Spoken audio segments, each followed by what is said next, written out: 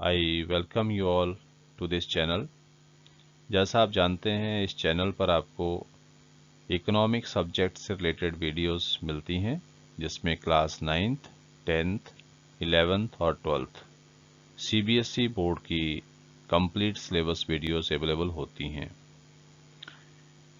इन सभी वीडियोस को free of cost पढ़ने के लिए आपको ये चैनल सब्सक्राइब करना है, तो आप इसे सब्सक्राइब करें और साथ में बेल आइकन का जो बटन है उसे भी दबाएं ताकि जो भी लेटेस्ट वीडियोस इस चैनल पर अपलोड होती है वो आप तक पहुंच सके। आप अपनी जो फीडबैक है उसको भी कमेंट सेक्शन में लिखकर ज़रूर भेजें ताकि आपकी रिक्वायरमेंट के हिसाब से कंटेंट को और बेटर किया जा सके। Thank you. I welcome you all in this class. Topic for discussion in this class is income and other criteria for comparison of development in different states or in the countries। तो हम इस class में income के अलावा और कौन कौन से पैरामीटर्स होते हैं, इंडिकेटर्स होते हैं जिसके बेस पर हम डेवलपमेंट को कंपेयर करते हैं, इन सब चीज़ों के बारे में हम यहाँ पर डिटेल में डिस्कस करेंगे। Now let us discuss about the income and other criteria of comparison of development। तो डेवलपमेंट को कंपेयर करने के लिए अलग अलग पैरामीटर्स होते हैं। इसमें हम सबसे पहला ले रहे हैं पर कैपिटा इनकम। तो जो पर कैपिटा इनकम होती है उसके हिसाब से भी हम कंपैरिजन करते हैं डेवलपमेंट का। तो यहाँ पर इस कॉन्सेप्ट को समझने के लिए 3 डिफरेंट स्टेट्स को लिया गया है, Haryana, Kerala and Bihar. So let us discuss about the per capita income of these 3 states. This data is related to the year 2018-19।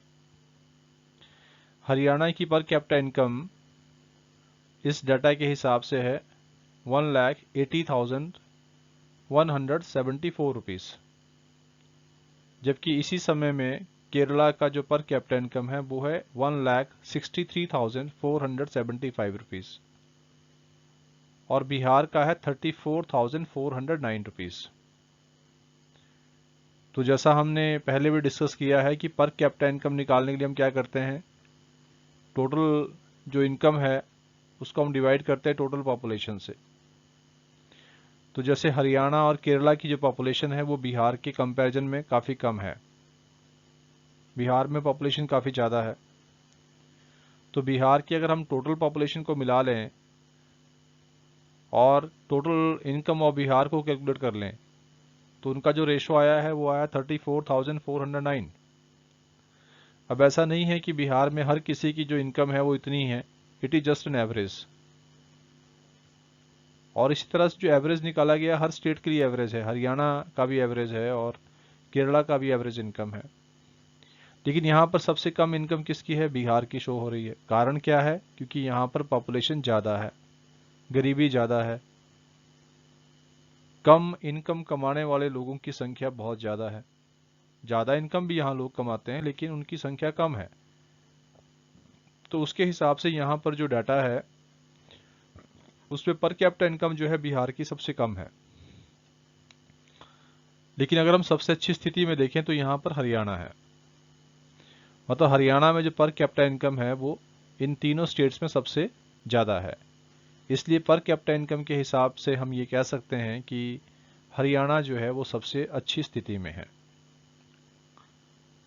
Now let us discuss the next, infant mortality rate. और ये जो data है this is related to the year 2017। Infant mortality rate का मतलब क्या होता है, मान लीजिए कि 1,000 बच्चों का जन्म हुआ और उन 1,000 बच्चों में कुछ बच्चे 1 साल की आयु से पहले ही उनकी डेथ हो जाती है। तो जितने बच्चों की डेथ 1,000 बच्चों में से हो जाती है उसको हम कहते हैं इन्फेंट मोर्टेलिटी रेट। मतलब पूरे देश में जितने बच्चे पैदा हुए एक साल में और 1 साल की आयु पूरी करने से पहले ही उनकी डेथ हो गई जितने बच्चों की, तो उसको हम कहते हैं इन्फेंट मोर्टेलिटी रेट। तो अभी हम इसका डाटा डिस्कस करते हैं कि इन स्टेट्स में इन्फेंट मोर्टेलिटी रेट 2017 की जो डाटा है उसके हिसाब से कितना कितना है। अगर हम हरियाणा की बात करें तो हरियाणा में जो इन्फेंट मोर्टेलिटी रेट है 2017 के डाटा के अकॉर्डिंग ये है 30/1000। 1000 बच्चों में से 30 बच्चों की डेथ यहाँ पर 1 साल की आयु पूरी करने से पहले ही हो जाती है। जबकि केरला में कम है, केरला में सिर्फ 10 है, 10 बच्चों की डेथ होती है 1000 बच्चों में से 1 साल की आयु पूरी करने से पहले, और जबकि बिहार में ये 35 है। तो फिर इसका कंपैरिजन करते हैं। सबसे अच्छी स्थिति में है केरला। केरला में इन्फेंट मोर्टेलिटी रेट सबसे कम है। इसका मतलब क्या हुआ कि वहाँ पर जो हेल्थ केयर फैसिलिटीज़ हैं वो ज़्यादा अच्छी हैं, या वहाँ पर लोगों में जो बच्चों की हेल्थ केयर फैसिलिटीज़ के साथ साथ जो उनमें अवेयरनेस है या उनको जानकारी है, नॉलेज है बच्चों को पालने की, वो ज़्यादा अच्छी है। कोई ना कोई इस तरह का कंक्लूजन हम निकाल सकते हैं। अल्टीमेटली यहाँ पर केरला जो है वो बेटर पोजीशन में है, केरला की स्थिति यहाँ पर ज़्यादा अच्छी है। जबकि हम हरियाणा को देखें तो यहाँ पर स्थिति खराब है, केरला से 3 गुना ज़्यादा है इन्फेंट मोर्टेलिटी रेट हरियाणा में। तो इसको हम कैसे कंक्लूड करें कि हरियाणा में जो है ये 3 गुना ज़्यादा क्यों है? क्योंकि हो सकता है कि यहाँ पर जो हेल्थ केयर फैसिलिटीज़ हैं ये अच्छी ना हो। ये भी हो सकता है कि जो लोग हैं या जो माताएं बनती हैं उनको बच्चों को जो किस तरह से परवरिश करनी है, किस तरह से उनकी केयर करनी है, ये भी हो सकता है कि उसकी ज़्यादा अच्छी जानकारी ना हो। मतलब इस तरह के कुछ भी कंक्लूजन्स निकल सकते हैं। और जो बिहार है वहाँ पर ये और ज़्यादा है, 35 है। तो ये और इंडिकेट कर रहा है कि वहाँ की जो स्थिति है ये तीनों ही स्टेट में सबसे ख़राब है।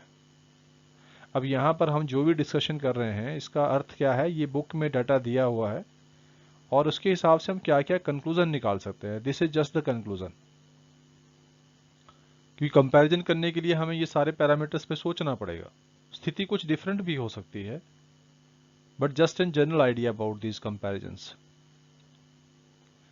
Next is literacy rate. Literacy rate का मतलब है कि 7 साल और उससे ऊपर की आयु के जो लोग हैं उस जनसंख्या में कितना % जनसंख्या जो है वो लिटरेट है, उसको हम कहते हैं लिटरेट रेट, लिटरेसी रेट। सो 2011 के डाटा के अकॉर्डिंग हरियाणा का जो लिटरेसी रेट था इट वाज 82%, जबकि केरला में ये 94% था और बिहार में ये 62% था। अब यहाँ भी अगर स्थिति देखी जाए तो केरला में सबसे अच्छा है। केरला का लिटरेसी रेट 2011 के डाटा के अकॉर्डिंग 94% था। तो इसका मतलब सबसे अच्छी स्थिति में क्या है, केरला है।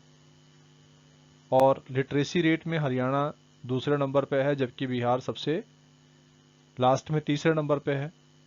कारण फिर वही पॉपुलेशन, गरीबी, कम आय। तो ये भी एक इंडिकेटर्स हैं लिटरेसी रेट के। अब फिर से हम यहाँ कंपेयर कर सकते हैं कि देखो पर कैपिटा इनकम तो सबसे ज़्यादा किसका है, हरियाणा का है, लेकिन उसके बावजूद भी यहाँ पर लिटरेसी रेट कम है।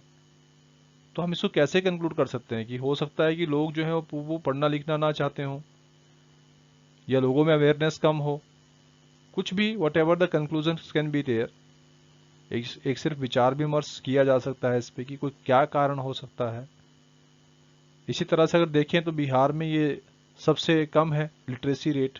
तो कम है तो इसका मतलब ये नुकसानदायक है, क्योंकि जितने ज़्यादा लोग पढ़े लिखे होंगे, जितने ज़्यादा लोग लिटरेट होंगे वो उतना ही अच्छा माना जाता है। तो बिहार में स्थिति और ज़्यादा ख़राब है। लिटरेसी रेट कितना है, 62 है। बिहार की टोटल पॉपुलेशन का सिर्फ मतलब जो 7 साल से ऊपर की आयु की जो पॉपुलेशन है बिहार में, उसका सिर्फ 62% जो है वो लिटरेट है। तो देख सकते हैं कि कितनी सारी पॉपुलेशन है जो इलिटरेट है 2011 के डाटा के हिसाब से। तो ये शो करता है कि लोग जो है वहाँ पढ़े लिखे नहीं हैं, लिटरेट नहीं है। लिटरेट नहीं है तो अपने कामों को अच्छे से नहीं कर पाते होंगे, अपनी हेल्थ का भी ध्यान नहीं रख पाते होंगे, उनके पास एक बेटर लिविंग स्टैंडर्ड भी नहीं है, इसीलिए वहाँ पर इन्फेंट मोर्टेलिटी रेट भी तीनों स्टेट में ज़्यादा है, और साथ ही जो पर कैपिटा इनकम है वो भी कम है। तो इस कंपैरिजन के हिसाब से हम देख सकते हैं कि जो बिहार है वो इन तीनों स्टेट में सबसे बुरी स्थिति में है लगभग हर इंडिकेटर में। This is just an comparison of the different states. इसी तरह से नेट अटेंडेंस जो रेट होता है उसके हिसाब से भी हम कंपैरिजन कर सकते हैं डेवलपमेंट का अलग अलग एरियाज में। नेट अटेंडेंस रेट, ये जो डाटा है ये 2013-14 का डाटा है। पहले ये समझते हैं कि नेट अटेंडेंस रेट होता क्या है। नेट अटेंडेंस रेट का मतलब है कि देश में जो 14 और 15 साल की आयु के जितने टोटल बच्चे हैं उनमें से कितने बच्चे स्कूल गोइंग हैं, उनका जो रेशो होता है उसको बोलते हैं नेट अटेंडेंस रेट। जैसे मान लीजिए सपोज कि 14-15 साल की आयु के जो बच्चे हैं पूरे देश में, मान लीजिए कि वो 10 करोड़ है। एग्जाम्पल के लिए मान लीजिए कि वो कितने हैं, 10 करोड़ है, और उसमें से जो स्कूल गोइंग चिल्ड्रन है वो सिर्फ 6 करोड़ हैं। तो इसका क्या अर्थ हुआ कि 10 करोड़ बच्चों में से इस एज ग्रुप में सिर्फ 6 करोड़ बच्चे स्कूल जाते हैं। तो यहां पर नेट अटेंडेंस रेट कितना होगा, 6 crore divide by 10 crore multiplied by 100, मतलब 60%। तो नेट अटेंडेंस रेशो को हम इस तरह से कैलकुलेट करते हैं। तो नेट अटेंडेंस रेट के हिसाब से अगर हम देखें तो जो हरियाणा है उसमें ये 61 है, 61% है यहाँ पे ये, जबकि केरला में ये 83% है और बिहार में ये 43% है। तो नेट अटेंडेंस रेशो के मामले में भी सबसे अच्छी स्थिति में कौन सा स्टेट है, केरला। केरला में ये 83% है इस डाटा के हिसाब से। तो इससे क्या इंडिकेट होता है कि केरला में लोगों में स्कूल जाने की और शिक्षा ग्रहण करने की जो प्रवृत्ति है वो ज़्यादा अच्छी है, ज़्यादा लोग स्कूल जाते हैं, ज़्यादा लोग अवेयर हैं, अपने बच्चों को स्कूल भेजते हैं, तो वहाँ पे अटेंडेंस रेट ज़्यादा है। ये एक ज़्यादा अच्छा इंडिकेटर है, बेटर स्थिति में है केरला। उसके बाद नंबर 2 पे हरियाणा है, बट यहाँ भी सिर्फ 61% है। तो इसका मतलब ये है कि जो बच्चे हैं 14 से 15 साल की उम्र की आयु के, टोटल जितनी पॉपुलेशन है हरियाणा में इस एज ग्रुप की, उसका सिर्फ 61% बच्चे ही स्कूल जा रहे हैं। मतलब 61 जा रहे हैं तो इसका 39% बच्चे नहीं जा रहे हैं। इसका मतलब है कि वहाँ एजुकेशन के प्रति जो बच्चों में अवेयरनेस है या माँ बाप में अवेयरनेस है वो कम है। यहाँ से हम इसको कंपेयर कर सकते हैं, इस तरह से कंपैरिजन कर सकते हैं। और बिहार की अगर हम स्थिति देखें तो यहाँ पर ये सिर्फ 43 है।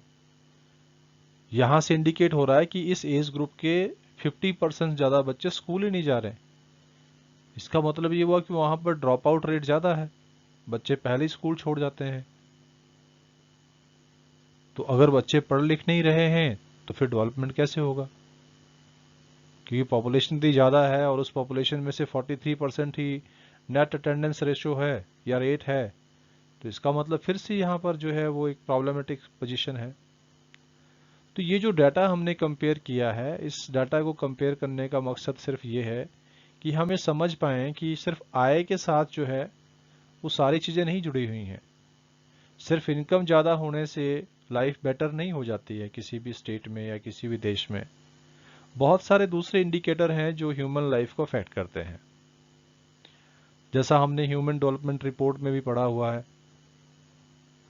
तो उसमें भी यही इंडिकेट होता है कि इनकम तो नो डाउट एक इम्पॉर्टेंट फैक्टर है ही डेवलपमेंट को कैलकुलेट करने का, लेकिन इसके अलावा दूसरे फैक्टर्स भी हैं जो ह्यूमन लाइफ को बहुत ज़्यादा गहराई तक इसका असर पड़ता है, जैसे शिक्षा की सुविधाएं हैं, चिकित्सा की सुविधाएं हैं, इन्फेंट मोर्टेलिटी रेट है, लिटरेसी रेट है, सैनिटरी कंडीशंस हैं देश में या एरिया में, बहुत सारे और पैरामीटर्स हैं, सेफ ड्रिंकिंग वाटर है, जीडीपी ग्रोथ रेट है, तो बहुत सारे दूसरे पैरामीटर्स हैं जिसके हिसाब से हम इसको कैलकुलेट करते हैं। सो अल्टीमेटली हम ये कंक्लूड कर सकते हैं कि जो इनकम है सिर्फ उसके बढ़ने से डेवलपमेंट नहीं हो जाती है, बल्कि डेवलपमेंट के अलग अलग पैरामीटर्स हैं और उन सब में ग्रोथ होना बहुत ज़रूरी है। रिसोर्सेज को अगर सही तरीके से मैनेज किया जाए, लोगों में अगर अवेयरनेस हो, पब्लिक पार्टिसिपेशन हो, तो फिर स्थिति और बेहतर हो सकती है। जैसे केरला को हम देख रहे हैं, यहाँ पे केरला में भले ही पर कैपिटा इनकम जो है वो हरियाणा के कंपैरिजन में कम है, हालांकि केरला अच्छी स्थिति में है, लेकिन यहाँ पर उसने अपना इन्फेंट मोर्टेलिटी रेट को भी कम करके रखा है, कंट्रोल करके रखा है, लिटरेसी रेट को भी बढ़ा के रखा है, और नेट अटेंडेंस रेशियो भी यहाँ पर ज़्यादा है। तो इसका मतलब है कि केरला का जो फ्यूचर है वो ब्राइट है, क्योंकि यहाँ सारे इंडिकेटर बेटर हैं। इसका मतलब है कि वहाँ पर लिविंग स्टैंडर्ड्स ज़्यादा अच्छे हैं, वहाँ पर लाइफ का जो क्वालिटी है वो बेटर है। So these are the indicators of comparison of development in different states। तो ये हमने यहाँ पे डिस्कस किया कि इनकम के अलावा और कौन कौन से इंडिकेटर होते हैं जिसके बेस पे हम कंपैरिजन करते हैं। So that's all about this topic. I hope that you like this content. So dear students, if you find this content meaningful and helpful to you, then please share it to other students also, so that they can also be benefited from this. Thank you.